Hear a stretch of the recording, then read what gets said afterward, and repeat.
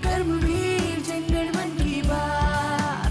Radio कर्मवीर हम हैं आपके साथ। रेडियो कर्मवीर जनगण मन की बात।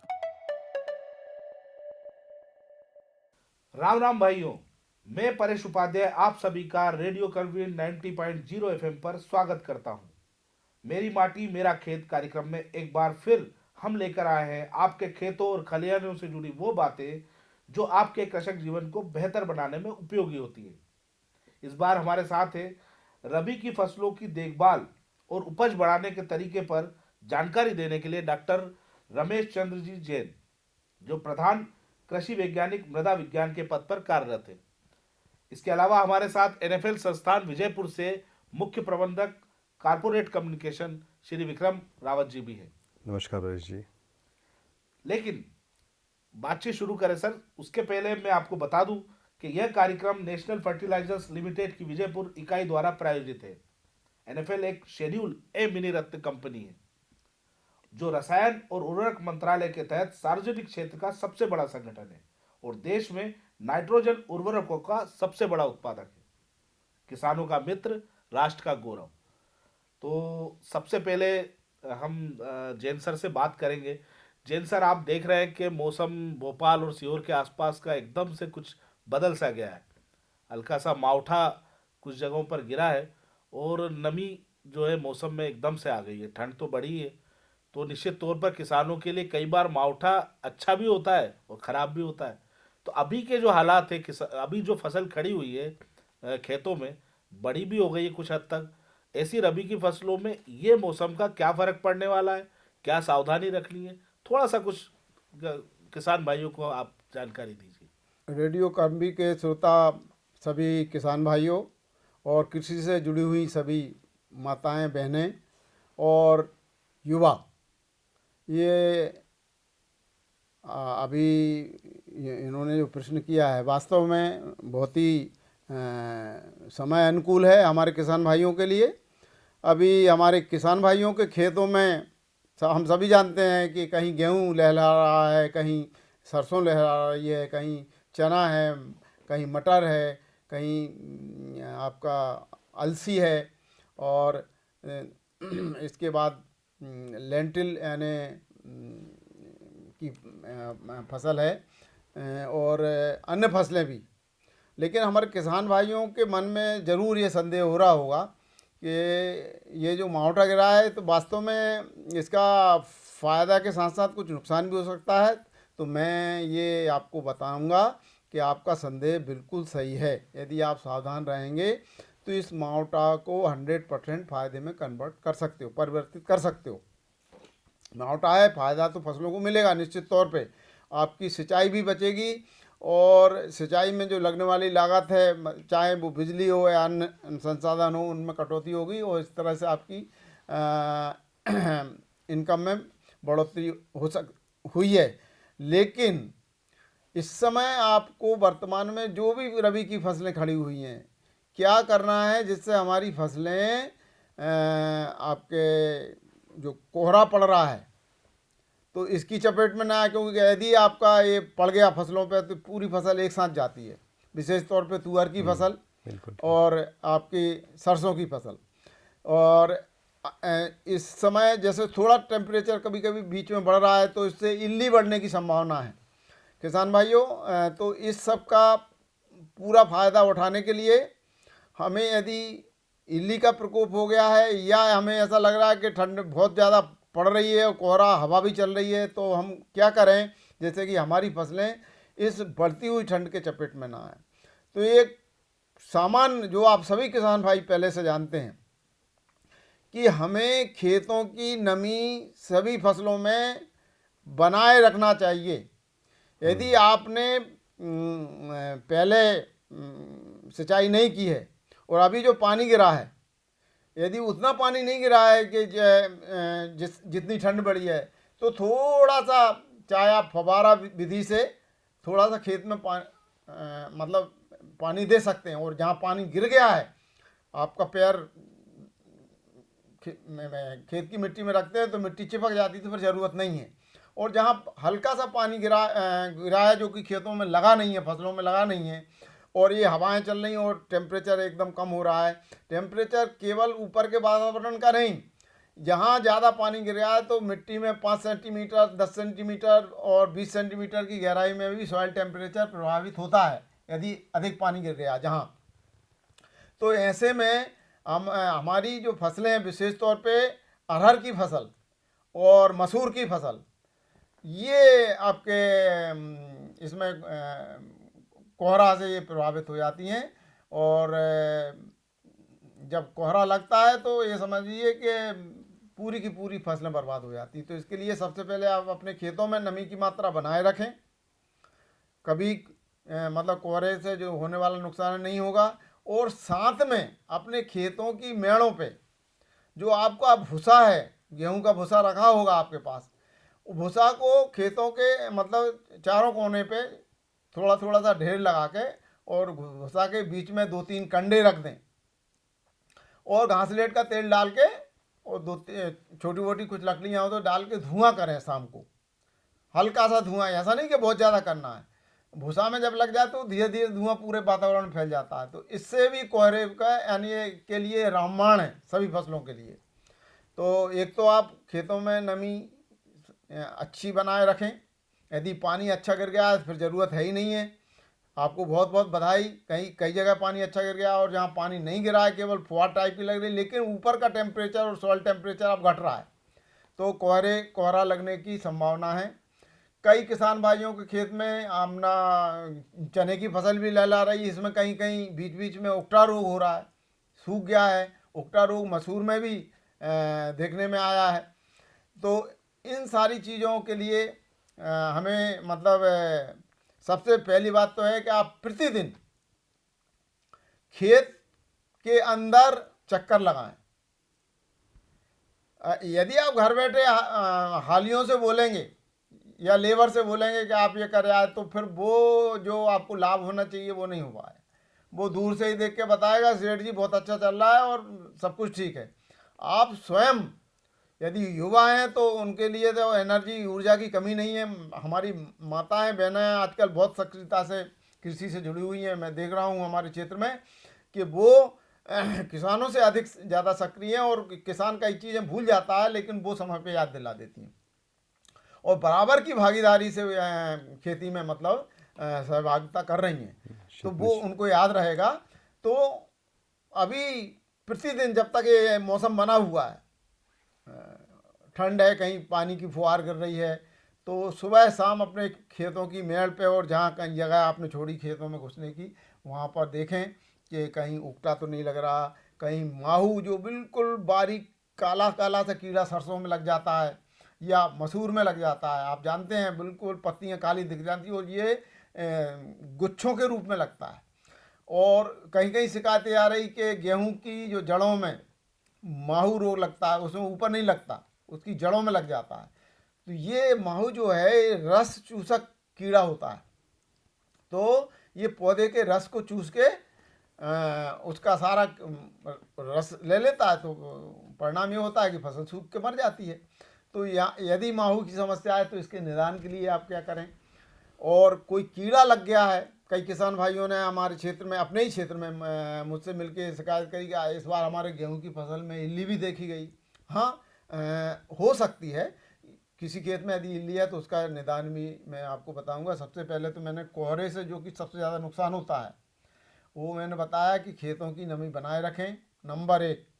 नंबर 2, आपके हर किसान के घर भूसा है तो भूसे के खेतों के चारों कोनों में ढेर लगा दें और ढेर लगाने के बाद उसके अंदर 3-3, 4-4 कंडे डाल दें और रात के समय थोड़ा सा घासलेट का तेल डाल के और उसको जला के वहाँ खड़े भी रहें आप। और जो धुआं जाएगा बहुत जल्दी फैलता है, तो धुआं बना रहेगा तो उससे टेम्परेचर फसलों के अनुसार मेंटेन रहेगा और ये कोहरा कोई नुकसान नहीं पहुंचा पाएगा।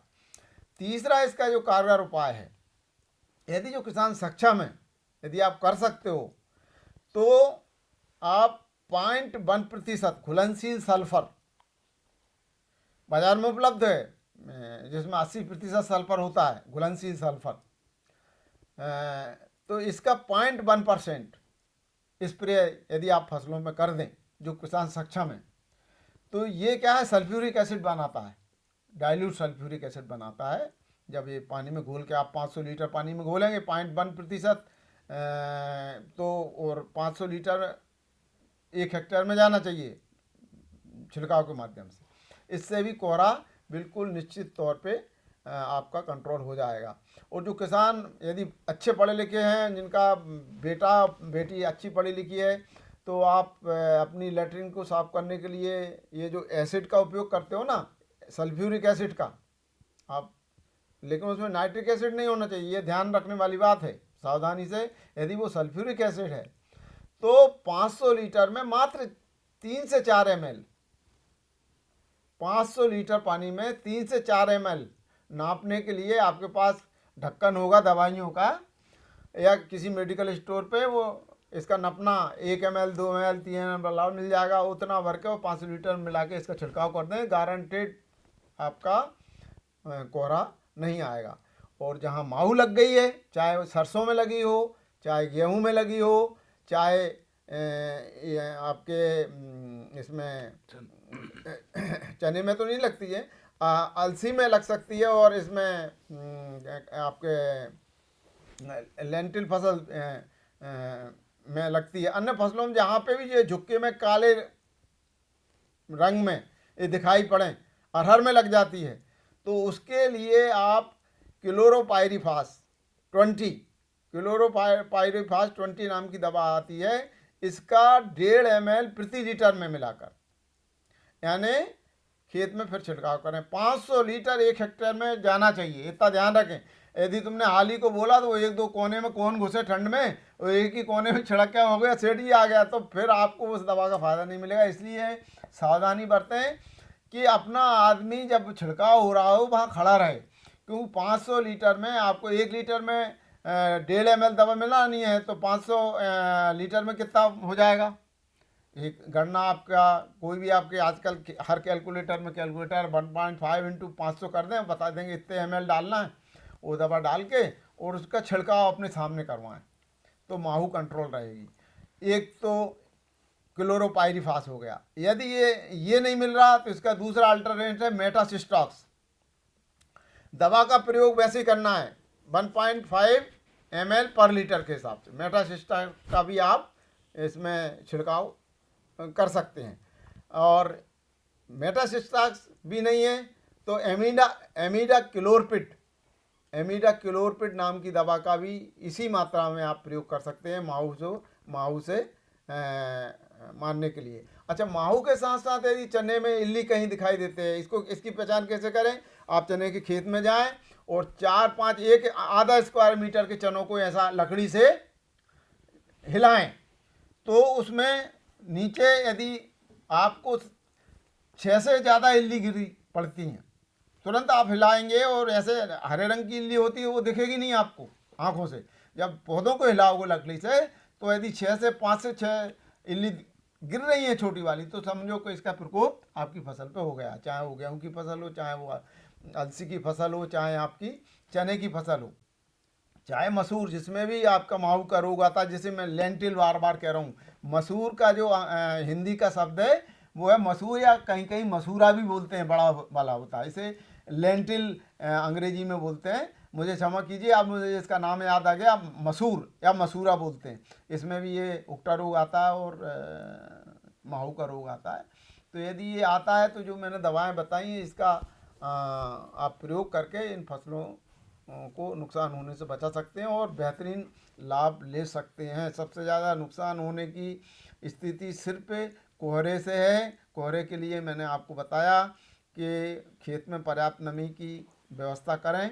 यदि पानी आपके खेत में नहीं गिरा है, तो यदि बिल्कुल पानी आपका पंजा गीला हो रहा है, तो फिर आवश्यकता नहीं, नमी मेंटेन है, ये भगवान ने ऑटोमेटिक कर दिया। कई किसानों के खेत में बहुत गिर गया है तो उनको इरिगेशन भी नहीं देना पड़ेगी। और धुआं जरूर करें। धुआं का मैंने तरीका बताया आपका, एक एक बोरी भूसा गेहूं का ले जाके और 2-3 कंडे ले जाके एक ढेर में 2-3 कंडे, इस तरह से 4 ढेर चारों कोनों में बना दें और उसमें आग लगा दें। तो रात के समय धुआं हो जाएगा। और जब भी दवा का छिड़काव करें ये विशेष ध्यान रखें कि आप हाली के भरोसे न आए। हाली निश्चित तौर पे हमने देखा है, ये मैं अनुभव बता रहा हूँ कि वो पूरे खेत में ना घुस के एक दो कोने पे चारों तरफ करे हो गया सेठ जी चक्कर लगाने आएंगे, चारों कोने पे दवा उसने छिड़क दी तो उसकी स्मेल तो आएगी, सेठ जी खुश, लेकिन वो अंदर घुसा ही नहीं, क्योंकि 1 हेक्टेयर में कम से कम 500 लीटर दवा मिला के पानी जाना चाहिए। और इस तरह से छिड़काव करें कि ऊपर से लेकर नीचे तक की पत्तियां तर हो जाएं, तब इल्ली का फ़ायदा इल्ली मरने लगेगी और आपको फ़ायदा मिलेगा। अच्छा जैन साहब, ये आपने बताया मसूर की फसल, गेहूं और सरसों की, हमारे बहुत से किसान भाई आलू की फसल भी करते हैं, उसमें early blight late blight of potato हो जाता है, तो उसके बारे में कुछ बताएंगे? देखिए आलू की फसल भी कई किसान लेते हैं और इसमें भी आपने सही कहा कि इसमें लेट ब्लाइट या दूसरे रोग हो सकते हैं। तो इसमें जो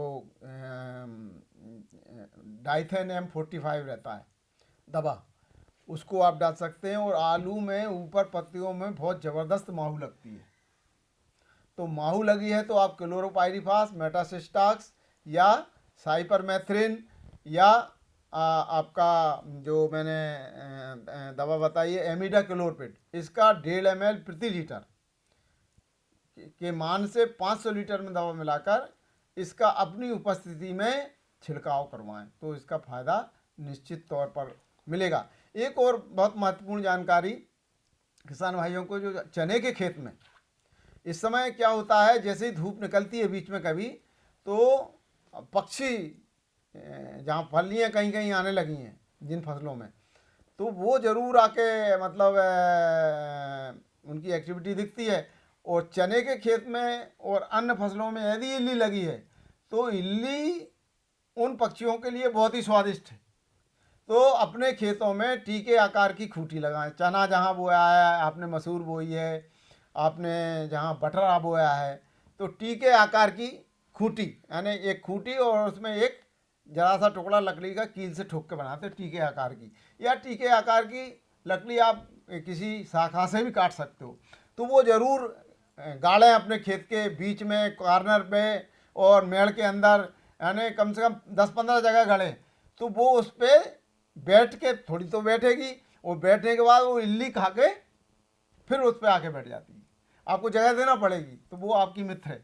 तो इस समय ये सावधानी चने के खेत में विशेष हो, क्योंकि इस क्षेत्र में किसान भाइयों ने चना बहुत लगाया है और मसूर भी लगाई है और अरहर भी लगी हुई है। तो उनको क्या है, अरहर में और चने में बैठने में क्या है, इस समय खारापन रहता है, तो उस पर नहीं बैठती, उसे खूंटी लगाएंगे तो उसे खूंटी पे बैठ के वो बार बार जाके इल्ली को खाएगी और अपना पेट भरण करेगी और आपके लिए फ़ायदा पहुंचाएगी।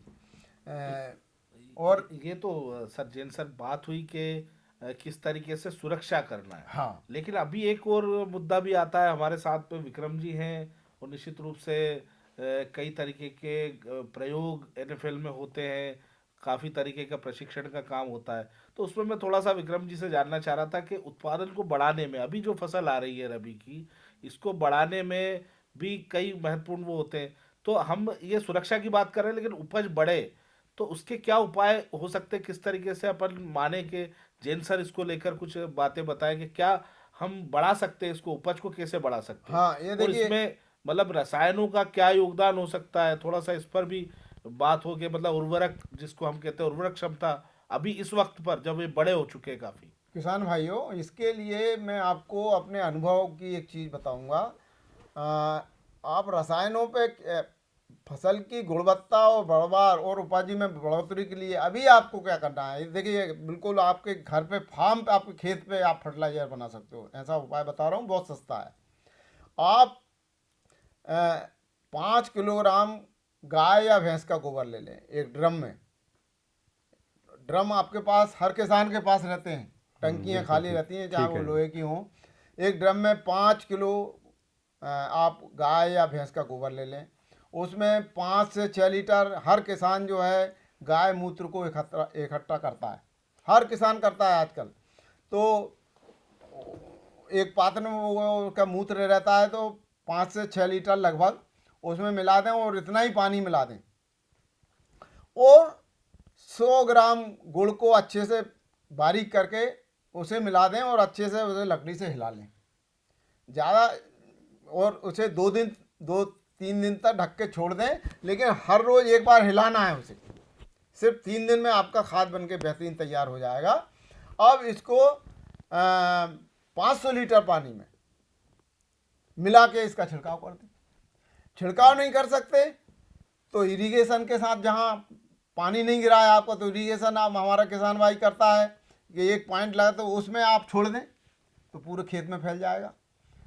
लेकिन यदि आपने इसका स्प्रे कर दिया तो हर लगाए ना फिटकरी रंग चोखा का चोखा, आपका चना, आपका गेहूं, आपकी मसूर, आपका तुअर या जो भी फसल लगी हुई है उसको इतना बड़ा मतलब टॉनिक जिसे हम बोलते हैं रामबाण, क्या करना है, आपके ही खेत में गोबर है, आपके ही खेत में आपके पास पशुधन है तो आपका मूत्र मिल जाएगा और 100-150 ग्राम आपको गुड़ मिलाना है और इसको ढक के रख देना है। और थोड़ा सा एक चीज़ मैं भूल गया था, इसमें हल्का सा 50 ग्राम के करीब, 50 से 100 ग्राम के करीब बेसन मिला लें, चने की दाल का आटा मिला दें और इसको हिला के उस रोज़ ढक दें और 3 दिन तक इस तरह से हिलाएं और ढक दें तो ये एक बायो सॉल्यूशन बन जाएगा। इसमें पूरे सूक्ष्म जीव, कई प्रकार के सूक्ष्म जीव पैदा हो जाते हैं और फिर इसको 500 लीटर पानी में मिला के इसका छिड़काव करें। क्या मैं आपको बताऊं कि जो हमारी कृषि में, खेत में जो पोषक तत्वों की उपलब्धता का जो माध्यम होता है वो एकमात्र सूक्ष्म जीव है। मैं एक उदाहरण देके आपको बताता हूं जिससे आपको ये बात बैठ जाए कि जो डॉक्टर साहब बोल रहे हैं वैसे ही बोल रहे हैं कि इसका कोई उदाहरण भी है। हाँ, यही मैं बताना चाहता हूं कि इसका क्या होता है। जब आप अपने घर में दही बनाते हो तो रात में 2-3 या 4 किलो दूध में क्या डालते हो, 2-3 चम्मच जामुन डालते हो, खट्टा पदार्थ या दही मिलाते हो। क्यों मिलाते हो? वो दही में क्या है, वैज्ञानिक भाषा में उसमें लैक्टोबैसिलस बैक्टीरिया है। तो वो 2-3 चम्मच जामुन आप मिलाते हो और सुबह उसमें इतना गुणनफल होकर शुद्ध दही मिलता है तो एक दही की बूंद में लाखों बैक्टीरिया पैदा हो गए। तो इस तरह से जब आप, जो मैंने बायो सॉल्यूशन की बात करी जी, तो बायो सॉल्यूशन बनाएंगे तो इसमें बहुत बड़ी संख्या में सूक्ष्म जीवाणु पैदा होंगे जी। और जो सूक्ष्म जीवाणु को 500 लीटर पानी में मिला के जब डालोगे तो वो खेत में नमी है तो उनका मल्टीप्लिकेशन जैसे दही में होता है ऐसे हो जाता है। नहीं तो आप क्या है, कितना ही यूरिया डालें, कितना ही फर्टिलाइजर डालें खेत में, इसका मुख्य आधार, पोषक तत्वों की उपलब्धता का आधार भूमि में सूक्ष्म जीवाणु ही है। ये चक्की का काम करते हैं। जैसे आपके पास चना रखा हुआ है, आप कह रहे हैं कि मुझे भजिया खाना है, तो चने अकेले से भजिया थोड़ी बन जाएगा। चने को पहले पिसवाना पड़ेगा, बेसन बनाना पड़ेगा, फिर और दूसरे सामान सब जानते हो। इसी तरह से ये पोषक तत्व जो फर्टिलाइजर के रूप में आपने दिए हैं, यूरिया दिया है, यूरिया का पहले कन्वर्जन होता है बैक्टीरिया के द्वारा, उन बैक्टीरिया का नाम है नाइट्रोसोमोनास नाइट्रोबैक्टर और यूरिएज एंजाइम। ये सब के सब आप जो बायो सॉल्यूशन डालोगे इनकी मात्रा मिट्टी में बढ़ती है। या अन्य जो 16 पोषक तत्व आवश्यक, चाहे वो जस्ता हो या इसकी सल्फर की कमी हो, इनकी सारी पूर्ति के लिए ये सब प्रकार के सूक्ष्म जीवाणु उस बायो सॉल्यूशन से बनते हैं। और उसका स्प्रे जब आप करेंगे तो आप एक मान के चलिए 2 स्प्रे कर दें, 15 दिन में अभी कर दें और 15 दिन बाद फिर कर दें।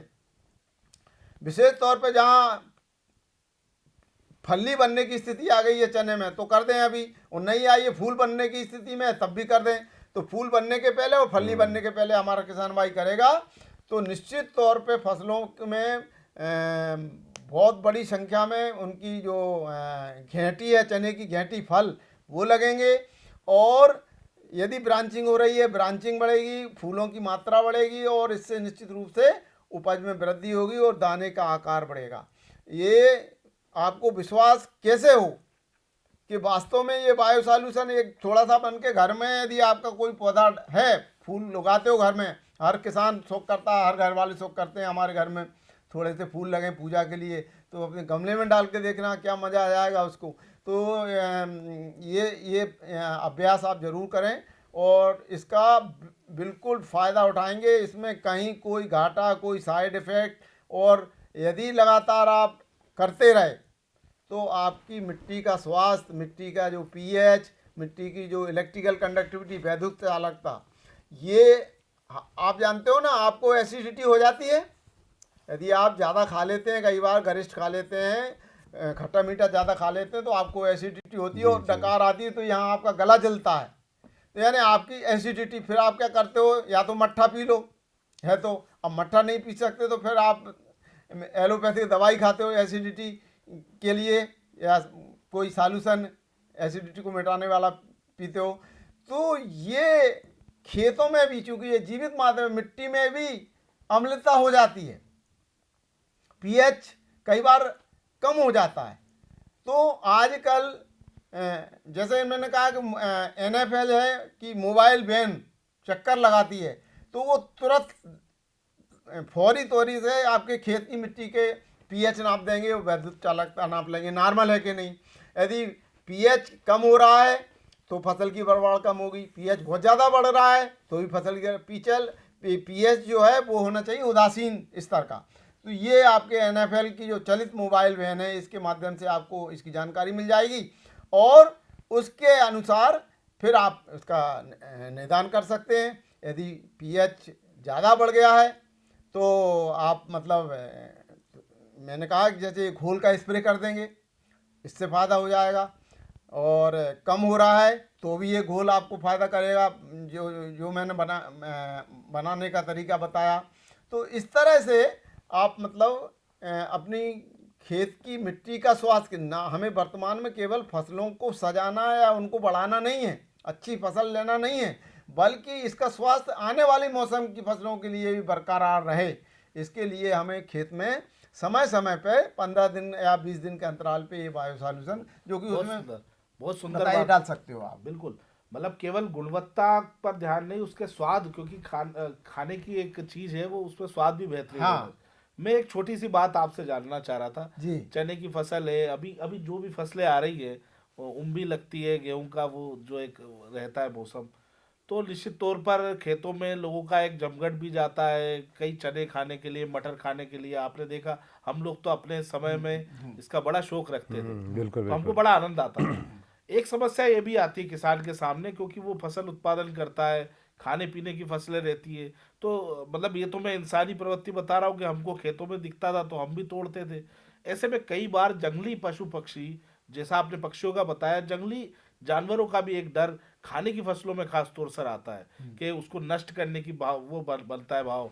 आसपास के जंगलों के इलाकों में रहने वाले जो खेत है, उनको वो हिरणों का आदि कई तरीके के पशुओं का भी एक डर रहता है। तो इनसे बचने के लिए इस तरीके की अब खड़ी है फसलें, निकलने का समय आया और ऐसे वक्त पर नुकसान होता है, तो उसके लिए कोई उपाय, कुछ बातें आप बताइए। हाँ, बहुत अच्छा सवाल किया। ये हमारे जितने भी वरिष्ठ हमारी कृषि से जुड़ी हुई माताएं और जो किसान भाई हैं, युवा, इनसे सीखें। वो तो जानते हैं, हमारे इधर इसे लोकल भाषा में बोलते हैं, खेतों में जगह जगह पे झांझका बना देना, यानी छोटा सा रावण के आकार का एक मतलब स्ट्रक्चर बनाया लकड़ी का, और उसमें कपड़ा, विशेष तौर पे लाल कपड़ा पहनाएं, और लाल और सफ़ेद या पीला कपड़ा पहना दें, उड़ा दें उस पर जगह जगह पे। तो वो दूर से, इसकी क्या है, लाल कपड़ा बहुत दूर से दिख जाता है जानवरों को, और पीला, उसके बाद पीला कपड़ा दिखता है, तो उनको ऐसा लगता है कि कोई आदमी खड़ा हुआ है। तो इसको ऐसे ऐसे जगह आप मतलब ये लगा दें, तो जो जंगली जानवर हैं, विशेषकर आपका नीलगाय है, हिरण है, या अन्य जो छोटे जानवर हैं जो नुकसान पहुंचाते हैं फसल को, इसको देख के भगते हैं। अच्छा, दूसरा, जब आप धुआं करते हैं, अभी जब तक ये ठंड बनी रही तो धुआं आप करते ही रहिए, तो ऐसे में भी मतलब जो है जानवर बहुत मतलब सेंसिटिव रहते हैं कि यदि आदमी की उपस्थिति, तो फौरन भांप लेते हैं कि हाँ भाई मेड़ पे कोई है, तो नहीं करना। धुएं से भी वो समझ जाते हैं कि कोई है, तो अटैक नहीं करते। तो इस पर विशेष ध्यान है। इस तरह के झांझ के आप घर मतलब अपने खेतों में लगाएं। और ये मेड़ों पर धुआं करें। और जो कीटनाशक है, विशेष तौर पर किसानों में कीटनाशक का जो छिड़काव क्लोरोपाइरिफास, मेटासिस्टा, साइपरमेथ्रिन या मैंने जो बताया एमिडाक्लोरपिड, ये इसको केवल फसलों में ही छिड़काव ना करें, इसको मेड़ों पे भी करें। क्योंकि कई बार मतलब क्या है, दिन के समय इल्लियाँ इधर उधर बहुत चालाक होती हैं वो भी, तो मेड़ों पे भी उस पर मतलब पंप मार दें तो आपको इसका पूरा किसान भाइयों को लाभ मिलेगा। जो सीनियर किसान है वो सब जानते हैं, इसलिए मेड़ों पे भी छिड़काव हमें करना चाहिए। और कभी कभी क्या होता है कि आपका खेत आम रोड पे है और आपने चना लगा दिए, गुलाबी या बड़ा वाला चना लगा दिया, तो उसको जो सबसे बड़ा जानवर आदमी है उसके द्वारा भी होता है। तो इसके लिए एक आप उस पर वो लगा दें तख्ती कि इस पर रसायन का उपयोग किया गया है, कृपया इसकी घेंटी ना खाएं, ये आपके शरीर को नुकसान पहुंचा सकता है। सिर्फ इतना लिखना है। तो वो बटर और जो गेहूं चना जो खाने वाला था वो बिल्कुल नहीं खाएगा। बड़ी जोरदार बात की है सर। खैर हमको तो इसका तरीका पता चल गया, क्योंकि धोकर खाने का भी एक रास्ता आपने एक सामान्य जानकारी में बताया मैंने। लेकिन नहीं, निश्चित तौर ठीक पर है, आप किसान जैसे बड़ी करें। मेहनत से फसलों को उगाता है, और ये वास्तव में सही बात है कि किसान कभी किसी को रोकता नहीं। लेकिन हमको भी इस बात का ध्यान रखना होता है, क्योंकि खाने से किसान कभी नहीं रोकता। उसका एक डर होता है कि मिट्टी ना कुचली जाए, पौधे ना कुचले जाए। कई बार वो नादानी में हम लोग कुछ खाने के लिए खेतों में चले जाते हैं, और वो नुकसान जी। जो खाने से नहीं होता उससे ज़्यादा नुकसान कहीं ना कहीं मिट्टी और पौधों को होता है। तो ये बात आप किसान भाइयों के अलावा जो हमको सुन रहे हैं रेडियो पे, आपको भी ये बात ध्यान रखना है, क्योंकि बहुत मेहनत से फसल उगती है। हाँ, एक और बहुत ज़रूरी चीज़, अब ये राममाल एक मैंने बताया सॉल्यूशन। दूसरा, आप जो पान के साथ चूना खाते हैं, चूना को गलाते हो ना, इसकी चट्टान मिलती है बाजार में बहुत सस्ती।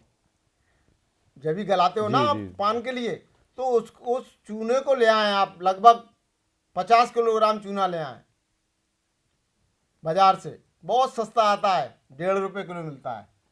और उसको अपने खेत के किसी कोने में थोड़ा दूर पे जहाँ घास वास फूस हो, और वहाँ पे पानी डाल के अच्छे से इसको गला लें। और गलाने के बाद जब ये सूख जाए अच्छे से, इसकी जितनी गर्मी है वो गर्मी 2-3 दिन में निकल जाएगी। बिल्कुल फिर बिल्कुल। इसको बिखेर दें, 3-4 दिन में इसकी जो गर्मी है सब निकल जाएगी। पानी डालते रहें और अच्छा बिखेर रहे, और जब ये अच्छा फूल के और फैल जाएगा तो आप उस चूने को पूरे खेत में भड़क दें। आप फसलों की मेड़ों के बीच में लेबर से भड़कवा दें। मालूम है इससे क्या होगा? इससे जो सूक्ष्म जीवाणु है वो भी दुगनी तिगनी चौगनी मात्रा में और बढ़ जाएंगे, और जो पोषक तत्वों को विनिमय करने की क्षमता है चूने के प्रयोग से, यानी बहुत ज़्यादा चूना नहीं कर रहा हूँ मैं, टनों से नहीं बता रहा हूँ। जब एसिडिटी हो जाती तो टनों से उपयोग करते हैं, या क्षारीयता बढ़ जाती तो टनों से जिप्सम उपयोग करते हैं, मैं वो नहीं बता रहा। मैं केवल 50 किलोग्राम चूना अच्छे से गला के 4 दिन पानी में सूख जाए, अच्छा बिखेर दें और फिर उसको भड़क दें। फिर देखना आप अपने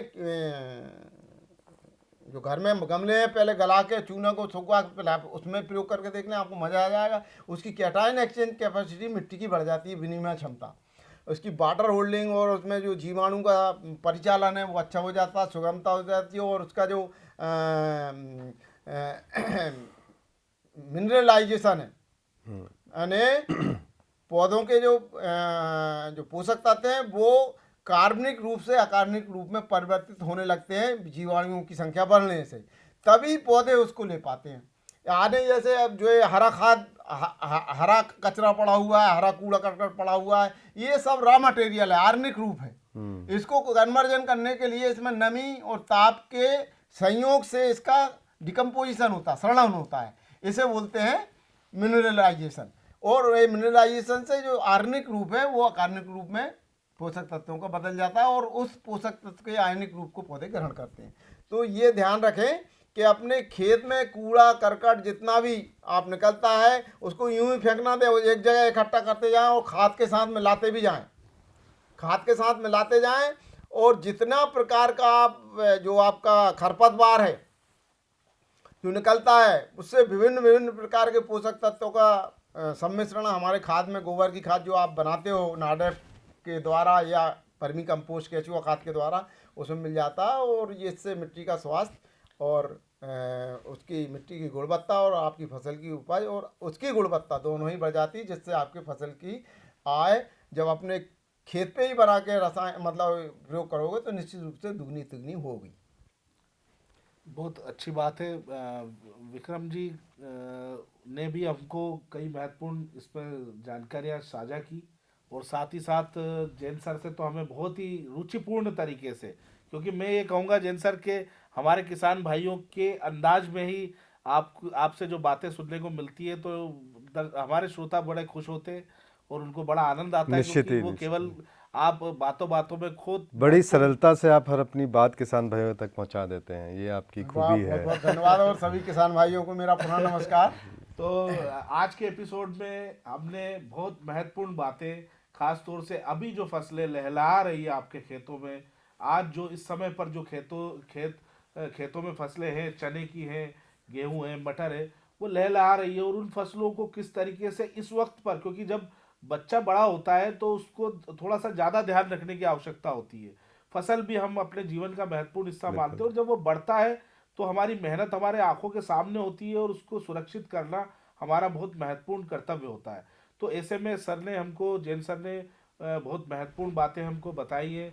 आज विक्रम जी का भी हमको सानिध्य मिला, तो मैं चाहूँगा कि आगे भी आप रेडियो कर्मवीर 90.0 FM पर इसी तरीके से हमारे साथ जुड़े रहिए। हम और नए नए विषय लेकर बहुत ही रोचक तरीके से आपको कृषि और खेती में किस तरीके से आप उसकी उपयोगिता बढ़ाना है, किस तरीके से उपज को बढ़ाना है, ये सब हम प्रयास करते रहेंगे जानकारियाँ लाने का। आप हमसे रेडियो कर्मवीर 90.0 FM पर जुड़े रहिए, हम आपको सुनाते रहेंगे जन गण मन की बात।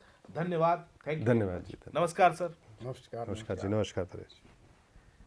आओ हम सब थामे हाथ, गांव शहर के करेंगे बात, खेतों और खलियानों से जुड़कर करेंगे जनगण मन की बात। 90.0 FM रेडियो कर्मवीर सुन रहे हैं आप, रेडियो कर्मवीर जनगण मन की बात, रेडियो कर्मवीर हम हैं आपके साथ, रेडियो कर्मवीर जनगण मन की बात।